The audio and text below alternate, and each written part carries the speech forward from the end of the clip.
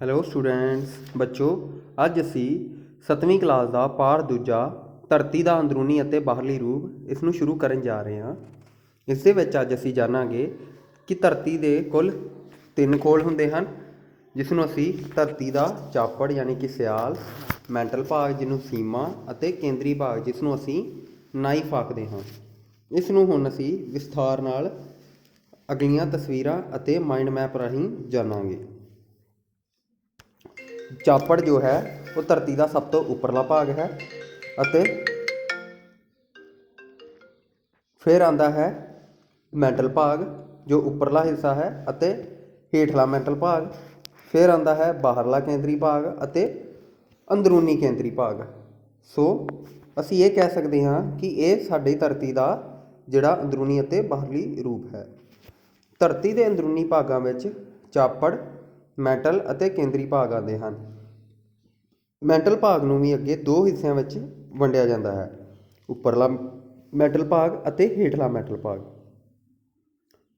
ਅੱਗੇ ਧਰਤੀ ਨੂੰ ਕੁੱਲ 3 ਹਿੱਸਿਆਂ ਵਿੱਚ ਵੰਡਿਆ ਜਾਂਦਾ ਹੈ, ਸਿਆਲ ਜੋ ਕਿ ਧਰਤੀ ਦਾ ਬਾਹਰਲਾ ਰੂਪ ਹੈ, ਨਾਈਫ ਅਤੇ ਸੀਮਾ। ਹੁਣ ਅਸੀਂ ਸਿਆਲ ਬਾਰੇ ਜਾਣਕਾਰੀ ਲਵਾਂਗੇ।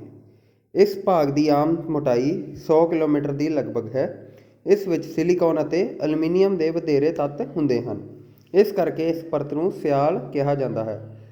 ਇਸ ਵਿੱਚ ਸਿਲੀਕੌਨ ਅਤੇ ਐਲੂਮੀਨੀਅਮ ਬਹੁਤ ਵੱਡੀ ਮਾਤਰਾ ਵਿੱਚ ਹੁੰਦਾ ਹੈ। ਉਸ ਤੋਂ ਬਾਅਦ ਸਾਡਾ ਆਉਂਦਾ ਹੈ ਸੀਮਾ। ਸੀਮਾ ਭਾਗ ਧਰਤੀ ਦੀ ਉੱਪਰਲੀ ਪਰਤ ਦੇ ਹੇਠਾਂ ਵੱਲ ਮੈਂਟਲ ਭਾਗ ਹੈ। ਇਸ ਦੀ ਔਸਤਨ ਮੋਟਾਈ 2900 ਕਿਲੋਮੀਟਰ ਹੈ। ਸਿਲੀਕੌਨ ਅਤੇ ਮੈਗਨੀਸ਼ੀਅਮ ਦੇ ਵਧੇਰੇ ਤੱਤ ਹੁੰਦੇ ਹਨ, ਇਸ ਕਰਕੇ ਇਸ ਨੂੰ ਸੀਮਾ ਕਿਹਾ ਜਾਂਦਾ ਹੈ। ਸੀਮਾ ਜੋ ਹੈ ਸਿਲੀਕੌਨ ਅਤੇ ਮੈਗਨੀਸ਼ੀਅਮ ਦੋਵਾਂ ਦੇ ਤੱਤਾਂ ਤੋਂ ਮਿਲਾ ਕੇ ਬਣਦਾ ਹੈ, ਸੋ ਇਸ ਕਰਕੇ ਇਸ ਨੂੰ ਸੀਮਾ ਕਿਹਾ ਜਾਂਦਾ ਹੈ। ਸੋ ਬੱਚਿਓ, ਇਹ ਧਰਤੀ ਦੇ ਅੰਦਰੂਨੀ ਹਿੱਸੇ ਵਿੱਚ ਮਿਲਦਾ ਹੈ ਜੋ ਕਿ 2900 ਕਿਲੋਮੀਟਰ ਦੇ ਘੇਰੇ ਵਿੱਚ ਹੈ। ਅਗਲਾ ਭਾਗ ਹੈ ਨਾਈਫ। ਇਹ ਧਰਤੀ ਦਾ ਸਭ ਤੋਂ ਅੰਦਰੂਨੀ ਭਾਗ ਹੈ। ਇਸ ਦੀ ਮੋਟਾਈ ਲਗਭਗ 3470 ਕਿਲੋਮੀਟਰ ਹੈ। ਇਸ ਵਿੱਚ ਨਿਕਲ ਅਤੇ ਲੋਹਾ, ਫੈਰਸ ਵਧੇਰੇ ਪਾਏ ਜਾਂਦੇ ਹਨ, ਇਸ ਕਰਕੇ ਹੀ ਇਸ ਨੂੰ ਨਾਈਫ ਕਿਹਾ ਜਾਂਦਾ ਹੈ। ਨਾਈਫ ਵਿੱਚ ਇਹ ਤੱਤ ਪਿਘਲੇ ਰੂਪ ਵਿੱਚ ਹੁੰਦੇ ਹਨ। ਇਹ ਬਿਲਕੁਲ ਲਿਕੁਇਡ ਫਾਰਮ ਯਾਨੀ ਕਿ ਤਰਲ ਦੇ ਪਦਾਰਥ ਵਿੱਚ ਹੁੰਦੇ ਹਨ। ਅਗਲਾ ਆ ਜਾਂਦਾ ਹੈ ਚਟਾਨਾਂ ਦਾ ਵਰਗੀਕਰਨ। ਚਟਾਨਾਂ ਨੂੰ ਮੁੱਖ ਤੌਰ 'ਤੇ 3 ਹਿੱਸਿਆਂ ਵਿੱਚ ਵੰਡਿਆ ਜਾਂਦਾ ਹੈ, ਅਗਨੀ ਚਟਾਨਾਂ, ਤਹਿਦਾਰ ਚਟਾਨਾਂ ਅਤੇ ਰੂਪਾਂਤਰੀ ਚਟਾਨਾਂ। ਅਗਨੀ ਚਟਾਨਾਂ ਅੱਗ ਨਾਲ ਬਣੀਆਂ ਹੋਈਆਂ ਚਟਾਨਾਂ ਨੂੰ ਕਿਹਾ ਜਾਂਦਾ ਹੈ। ਇਹ ਧਰਤੀ ਦੇ ਅੰਦਰ ਅਤੇ ਬਾਹਰੀ ਰੂਪ ਵਿੱਚ ਵਗਦੀਆਂ ਹਨ। ਅਗਨੀ ਚਟਾਨਾਂ 2 ਹਿੱਸਿਆਂ ਵਿੱਚ ਵੰਡੀਆਂ ਜਾਂਦੀਆਂ ਹਨ, ਅੰਤਰਵੇਦੀ ਅਗਨੀ ਚਟਾਨਾਂ ਅਤੇ ਬਾਹਰਵੇਦੀ ਅਗਨੀ ਚਟਾਨਾਂ। ਅੰਤਰਵੇਦੀ ਅਗਨੀ ਚਟਾਨਾਂ ਉਹ ਹਨ ਜੋ ਧਰਤੀ ਦੇ ਅੰਦਰਲੇ ਹਿੱਸੇ ਵਿੱਚ ਵਗਦੀਆਂ ਹਨ, ਯਾਨੀ ਕਿ ਅਗਨੀ ਦੇ ਰੂਪ ਵਿੱਚ ਵਗਦੀਆਂ ਹਨ। ਉਸ ਤੋਂ ਬਾਅਦ ਆਉਂਦੀਆਂ ਹਨ ਬਾਹਰਵੇਦੀ ਅਗਨੀ ਚਟਾਨਾਂ ਜੋ ਧਰਤੀ ਦੇ ਬਾਹਰ ਜਵਾਲਾਮੁਖੀ ਦੇ ਰੂਪ ਵਿੱਚ ਵਗਦੀਆਂ ਹਨ। ਉਸ ਨੂੰ ਬਾਹਰਵੇਦੀ ਅਗਨੀ ਚਟਾਨਾਂ ਕਿਹਾ ਜਾਂਦਾ ਹੈ। ਅੰਤਰਵੇਦੀ ਅਗਨੀ ਚਟਾਨਾਂ ਵਿੱਚ ਪਤਾਲੀ ਅਤੇ ਮੱਧਵਰਤੀ ਚਟਾਨਾਂ ਆਉਂਦੀਆਂ ਹਨ।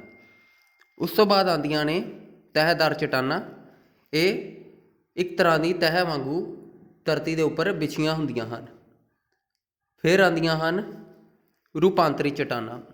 ਰੂਪਾਂਤਰੀ ਚਟਾਨਾਂ 2 ਪ੍ਰਕਾਰ ਦੀਆਂ ਹੁੰਦੀਆਂ ਹਨ, ਤਾਪੀ ਰੂਪਾਂਤਰਣ ਅਤੇ ਖੇਤੀ ਰੂਪਾਂਤਰਣ। ਇਸ ਨੂੰ ਰੂਪਾਂਤਰੀ ਚਟਾਨਾਂ ਕਿਹਾ ਜਾਂਦਾ ਹੈ।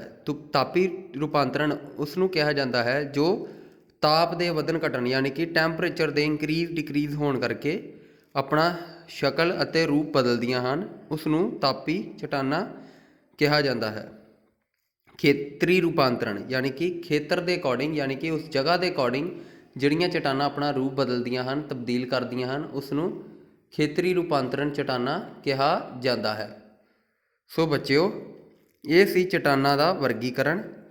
ਸੋ ਸਾਰੇ ਬੱਚਿਆਂ ਨੇ ਇਹਨਾਂ ਚਟਾਨਾਂ ਬਾਰੇ ਚੰਗੀ ਤਰ੍ਹਾਂ ਜਾਣਕਾਰੀ ਲੈਣੀ ਹੈ ਅਤੇ ਇਹਨਾਂ ਨੂੰ ਚੰਗੀ ਤਰ੍ਹਾਂ ਸਮਝਣਾ ਹੈ ਅਤੇ ਇਸੇ ਮਾਈਂਡ ਮੈਪ ਨੂੰ ਆਪਣੀ ਕਾਪੀ 'ਤੇ ਵੀ ਨੋਟ ਕਰਨਾ ਹੈ, ਜਿਸ ਨਾਲ ਤੁਹਾਨੂੰ ਹੋਰ ਵੀ ਕਲੀਅਰ ਜਾਣਕਾਰੀ ਮਿਲ ਜਾਏਗੀ ਅਤੇ ਇਹਨਾਂ ਸਾਰੀਆਂ ਚਟਾਨਾਂ ਬਾਰੇ ਤੁਸੀਂ ਚੰਗੀ ਤਰ੍ਹਾਂ ਡਿਟੇਲ ਵਿੱਚ ਹੋਰ ਜਾਣਕਾਰੀ ਲਈ ਤੁਸੀਂ ਹੋਰ ਵੀ ਸਰਚ ਕਰ ਸਕਦੇ ਹੋ। ਔਰ ਅਗਰ ਫਿਰ ਵੀ ਤੁਹਾਨੂੰ ਕੋਈ ਵੀ ਡਾਊਟ ਹੋਵੇ ਤਾਂ ਤੁਸੀਂ ਸਾਡੇ ਨਾਲ ਡਿਸਕਸ ਵੀ ਕਰ ਸਕਦੇ ਹੋ। ਜੇ ਤੁਸੀਂ ਇਹਨਾਂ ਚਟਾਨਾਂ ਬਾਰੇ ਕੁਝ ਪੁੱਛਣਾ ਹੋਵੇ ਜਾਂ ਕੁਝ ਹੋਰ ਵੀ ਦੱਸਣਾ ਹੋਵੇ।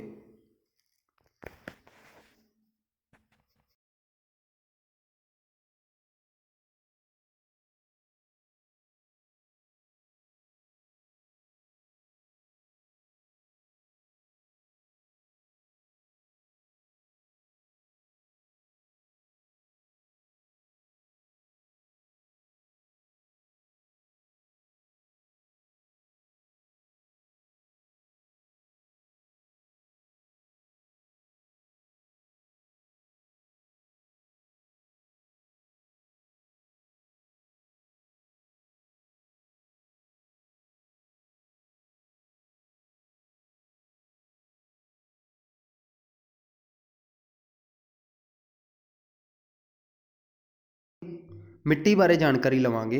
ਮਿੱਟੀ ਇੱਕ ਬਹੁਤ ਹੀ ਮਹੱਤਵਪੂਰਨ ਭੂਮੀ ਸਾਧਨ ਹੈ। ਉਪਜਾਊ ਮਿੱਟੀ ਸਦਾ ਮਨੁੱਖ ਨੂੰ ਖਿੱਚ ਪਾਉਂਦੀ ਰਹੀ ਹੈ।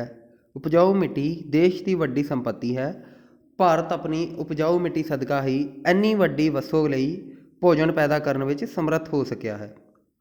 ਸੋ ਅਸੀਂ ਇਹ ਕਹਿ ਸਕਦੇ ਹਾਂ ਕਿ ਜਿਸ ਜਗ੍ਹਾ ਮਿੱਟੀ ਉਪਜਾਊ ਹੋਊਗੀ ਉਸ ਜਗ੍ਹਾ ਵਸੋਂ ਬਹੁਤ ਜ਼ਿਆਦਾ ਹੋਏਗੀ ਅਤੇ ਉਹੀ ਦੇਸ਼ ਤਰੱਕੀ ਕਰਨਗੇ। ਹੁਣ ਮਿੱਟੀ ਦੀ ਰਚਨਾ ਬਾਰੇ ਜਾਣਾਂਗੇ। ਮਿੱਟੀ ਧਰਤੀ ਦਾ ਉਤਲਾ ਉਹ ਭਾਗ ਹੈ ਜਿਹੜਾ ਚਟਾਨਾਂ ਦੀ ਟੁੱਟ ਭੱਜ ਤੋਂ ਬਣਦਾ ਹੈ। ਮਿੱਟੀ ਬਣਨ ਦੀ ਕਿਰਿਆ ਦੀ ਬੜੀ ਹੌਲੀ ਹੈ। ਚਟਾਨੀ ਪਦਾਰਥ ਤੋਂ ਇਲਾਵਾ ਗਲੀ ਸੜੀ ਬਨਸਪਤੀ, ਕੀਟਾਣੂ, ਪੌਦੇ, ਪੱਤੇ, ਪਸ਼ੂਆਂ ਦਾ ਮੂਤਰ ਆਦਿ ਮਿੱਟੀ ਦੀ ਉਪਜਾਊ ਸ਼ਕਤੀ ਨੂੰ ਵਧਾਉਂਦੇ ਹਨ। ਮਿੱਟੀ ਹੁਣ ਅੱਗੇ 6 ਅਲੱਗ-ਅਲੱਗ ਤਰੀਕਿਆਂ ਨਾਲ ਵੰਡੀ ਗਈ ਹੈ, ਜਿਸਦੇ ਵਿੱਚ ਜਲੋੜ ਮਿੱਟੀ, ਮਰੂਥਲੀ ਮਿੱਟੀ, ਲੈਟਰਾਈਟ ਮਿੱਟੀ, ਕਾਲੀ ਮਿੱਟੀ, ਲਾਲ ਮਿੱਟੀ, ਜੰਗਲੀ ਅਤੇ ਪਰਬਤੀ ਮਿੱਟੀ। ਇਹ 6 ਪ੍ਰਕਾਰ ਦੀਆਂ ਮਿੱਟੀਆਂ ਹਨ ਜਿਨ੍ਹਾਂ ਨੂੰ ਹੁਣ ਅਸੀਂ ਡਿਟੇਲ ਨਾਲ ਸਮਝਾਂਗੇ ਅਤੇ ਜਾਣਕਾਰੀ ਲਵਾਂਗੇ। ਸਭ ਤੋਂ ਪਹਿਲਾਂ ਆਉਂਦੀ ਹੈ ਜਲੋੜ ਮਿੱਟੀ। ਇਸ ਨੂੰ ਅੱਗੇ 2 ਹਿੱਸਿਆਂ ਵਿੱਚ ਵੰਡਿਆ ਜਾਂਦਾ ਹੈ, ਖਾਡਰ ਅਤੇ ਬਾਂਗਰ। ਖਾਡਰ ਮਿੱਟੀ ਉਹ ਹੁੰਦੀ ਹੈ ਜੋ ਨਵੀਂ ਜੰਮੀ ਹੋਵੇ ਅਤੇ ਬਾਂਗਰ ਮਿੱਟੀ ਉਹ ਹੁੰਦੀ ਹੈ ਜੋ ਪੁਰਾਣੀ ਜੰਮੀ ਹੋਈ ਹੋਵੇ। ਦੇਸ਼ ਦੇ 45% ਹਿੱਸੇ 'ਤੇ ਨਦੀਆਂ ਅਤੇ ਦਰਿਆਵਾਂ ਦੇ ਪਾਣੀ ਦੁਆਰਾ ਲਿਆਂਦੀ ਹੋਈ ਮਿੱਟੀ ਨੂੰ ਜਲੋਢੀ ਮਿੱਟੀ ਕਿਹਾ ਜਾਂਦਾ ਹੈ। ਹੁਣ ਆਉਂਦੀ ਹੈ ਕਾਲੀ ਮਿੱਟੀ। ਕਾਲੀ ਮਿੱਟੀ ਰੰਗੂਰ ਜਾਂ ਕਪਾਹੀ ਮਿੱਟੀ ਉਗਾਉਣ ਲਈ ਅਗਨੀ ਚਟਾਨਾਂ ਤੋਂ ਦੇਸ਼ ਦੇ ਕੁੱਲ 16.6 ਹਿੱਸੇ ਵਿੱਚ ਪਾਈ ਜਾਂਦੀ ਹੈ। ਇਹ ਕਪਾਹ ਲਈ ਢੁਕਵਾਂ ਹੈ। ਇਹ ਉਪਜਾਊ ਜ਼ਿਆਦਾ ਨਹੀਂ ਹੁੰਦੀ। ਇਸ ਦੇ ਵਿੱਚ ਅਲਸੀ, ਕਣਕ ਅਤੇ ਜਵਾਰ, ਸੂਰਜਮੁਖੀ ਵਰਗੇ ਪੌਦੇ ਉਗਾਏ ਜਾਂਦੇ ਹਨ। ਇਹ ਮਹਾਰਾਸ਼ਟਰ, ਮੱਧ ਪ੍ਰਦੇਸ਼, ਕਰਨਾਟਕ, ਆਂਧਰਾ ਪ੍ਰਦੇਸ਼, ਗੁਜਰਾਤ, ਤਾਮਿਲਨਾਡੂ ਵਿੱਚ ਮਿਲਦੀ ਹੈ। ਉਸ ਤੋਂ ਬਾਅਦ ਆਉਂਦੀ ਹੈ ਲਾਲ ਮਿੱਟੀ। ਦੇਸ਼ ਦੇ ਕੁੱਲ 10.6 ਹਿੱਸੇ 'ਤੇ ਇਹ ਮਿਲਦੀ ਹੈ। ਇਹ ਬਹੁਤ ਜ਼ਿਆਦਾ ਉਪਜਾਊ ਨਹੀਂ ਹੁੰਦੀ। ਇਸ 'ਤੇ ਚੂਨਾ, ਮੈਗਨੀਸ਼ੀਅਮ, ਫਾਸਫੇਟ, ਨਾਈਟ੍ਰਾਈਟ ਆਦਿ ਦੀ ਘਾਟ ਹੁੰਦੀ ਹੈ। ਕਣਕ, ਕਪਾਹ, ਦਾਲਾਂ, ਆਲੂ, ਫਲ ਆਦਿ ਇਹਦੇ ਵਿੱਚ ਉਗਾਏ ਜਾਂਦੇ ਹਨ।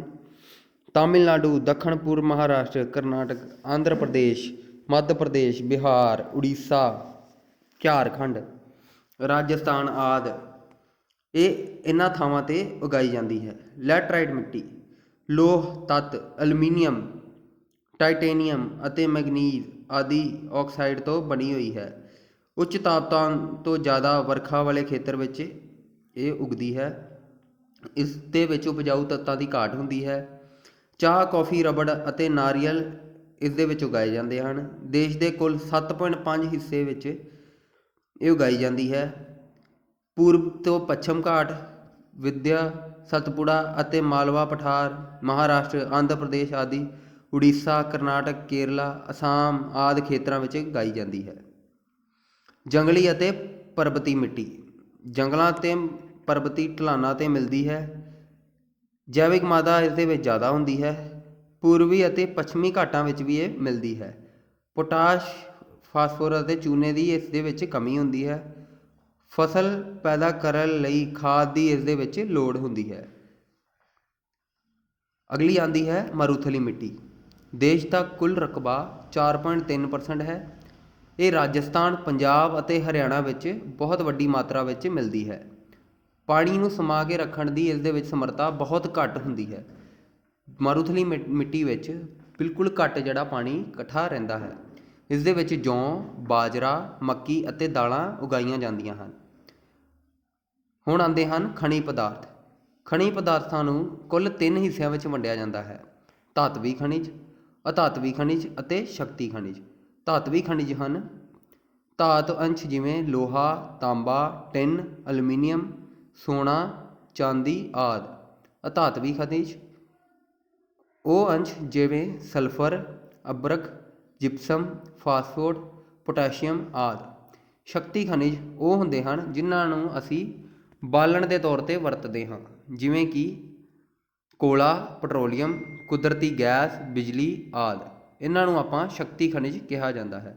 ਸੋ ਬੱਚਿਓ, ਇਹ ਸੀ ਸਾਡੇ 3 ਤਰ੍ਹਾਂ ਦੇ ਖਣਿਜ ਪਦਾਰਥ, ਜਿਨ੍ਹਾਂ ਦਾ ਵਰਗੀਕਰਨ ਮੈਂ ਤੁਹਾਨੂੰ ਡਿਟੇਲ ਵਿੱਚ ਸਮਝਾ ਦਿੱਤਾ ਹੈ। ਸੋ ਸਾਰੇ ਬੱਚਿਆਂ ਨੇ ਇਸ ਨੂੰ ਸਮਝਣਾ ਹੈ, ਔਰ ਅਗਰ ਕੋਈ ਡਾਊਟ ਰਹਿ ਜਾਂਦਾ ਹੈ ਤੁਸੀਂ ਮੇਰੇ ਨਾਲ ਡਿਸਕਸ ਕਰ ਸਕਦੇ ਹੋ। ਧੰਨਵਾਦ।